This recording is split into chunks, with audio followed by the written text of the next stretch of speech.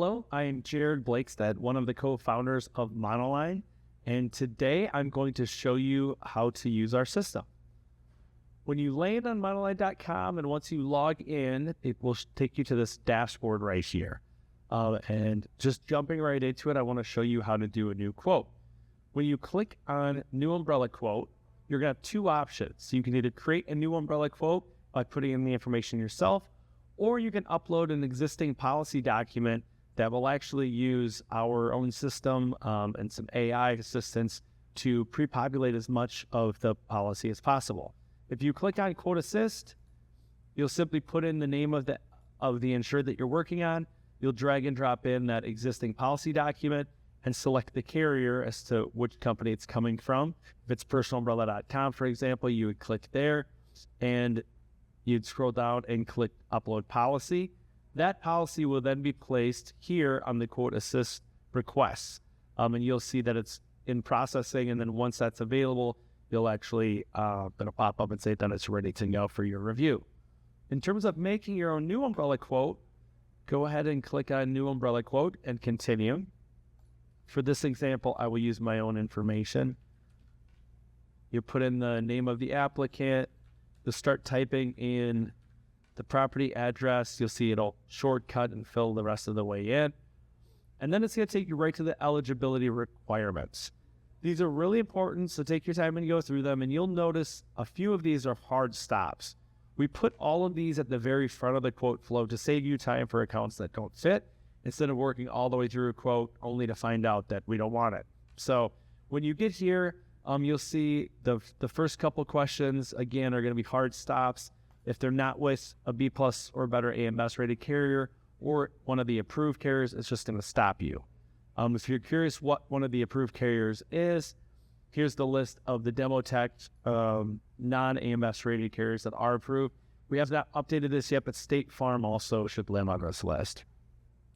Do any of the household drivers have 2 or more majors? We'll take 1 major, we just won't take 2.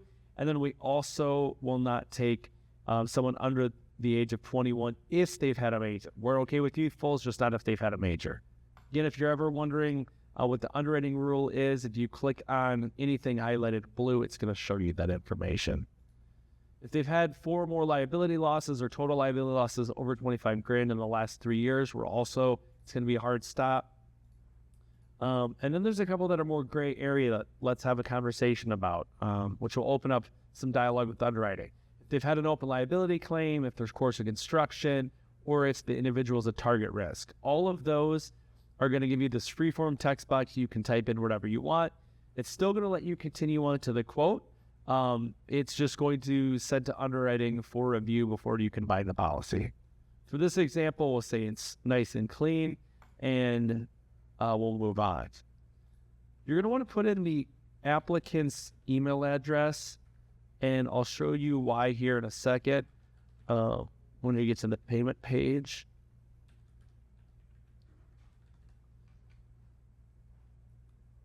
That I am a covered driver. Put in my date of birth. If anyone wants to send me a birthday present, I will always take them. You can add additional drivers as easy as name, date of birth. Check the box if they've had a major. The minimum qualifying limits for automobiles is right here.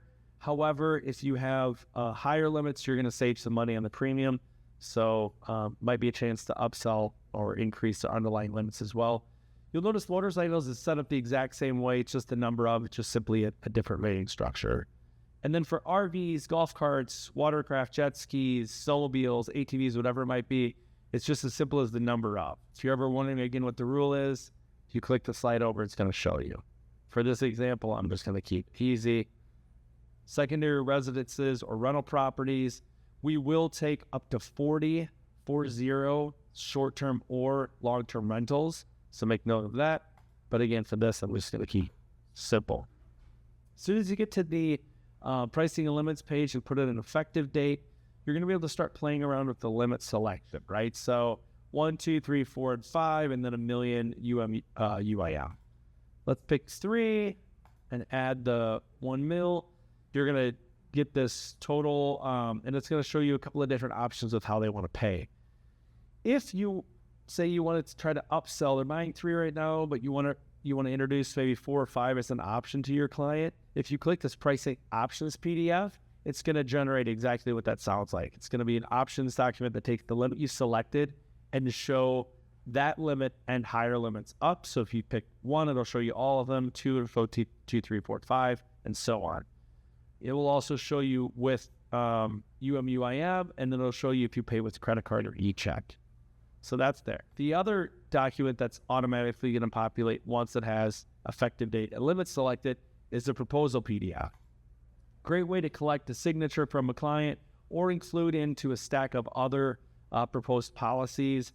It's a very straightforward document, easy to read, shows you all of the information, the payment information, and has a signature line that you can drag and drop your e-signature into, or if you're meeting them face-to-face, you can use this as well. We're going to go ahead and say we upsold the $4 million, and we'll keep the $1 million of UMUIM. We'll go out to the final details.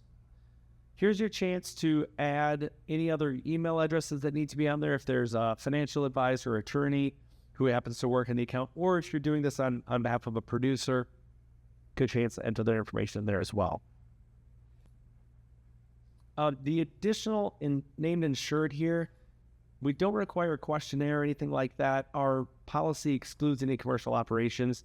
So if there is a trust or LLC that you need to add on here, in this example, we'll just put in Blakestad LLC.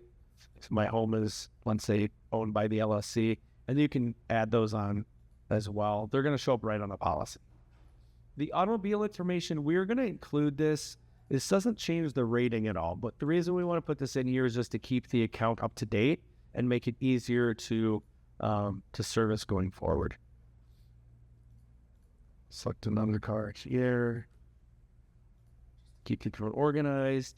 You'll see the quick drop down that's going to basically use the same insurance information from the prior automobile. Save a couple clicks, and then we'll put in the information for the property.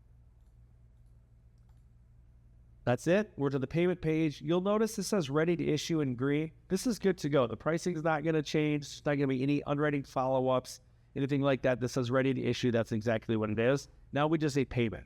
So for this example here, you would it would be $949 with e-check or $976 with the credit card. If you have their payment information, you can go ahead and put that in here. There's also this great option to keep you out of the payment collection process. Our marketing team wrote this really nice little email that will come from your email to the email of the customer that we put in at the beginning of the quote. You see it over on the left. And it basically says, hey, let's get this policy bound. We just need payment. That email is going to have a link to these 2 options for credit card or e-check, and you're good to go as soon as you request the payment. For this one, I'm just going to pay with credit card so I can show you how this wraps up. This is our fake credit card testing. Don't get too excited. Or you're not going to be able to go to Amazon and buy anything fun today, fortunately. Hello. But we are going to be able to buy an umbrella policy, which is pretty exciting. We'll submit that. You're going to see this get a process for a second. It's handling the payment, which is great, but it's also actually building the full policy. There isn't going to be a need for like follow-up or waiting for the policy or trying to add that additional insured that we put on. It's actually making the policy right now, and that's why this is spinning around. So it's collecting policy documents, information we put in. It is it's finding the state amendatory forms for that specific state that you're working on and putting it all together. There's that it's done. We'll take a look at it, make sure it's right. If you pan down, you'll see there's the $4 million and $1 million of UMUIM that we added. It shows all of the payment because we went with credit card. On the next page, there's the LLC that we added and the information on the underlying account. The other cool thing is it takes you directly into the servicing of the account. So when you come back at any time and you click on policies and come back to this account, here's your way to add anything that you need to add or change, right? So you could add additional named insured, add vehicles, drivers, properties. If it's not a premium bearing account, you'll just make the change and it will generate a new policy right then and there. If it is a premium bearing account or a change, it will either collect payment or remit the refunded payment in either paper form or back to the original form, however you would like. So, for example, you could go in and say, oh, they already need to add a new automobile. We're going to put in, they bought another SUV, let's say. It's on the same policy. It's with the same limit that we selected before. And that. We're not going to remove one. We're just going to add one, and we're going to make it effective May 1st. When you see that addition, here's the what's due, and here's the prior payment, or you can add a new payment.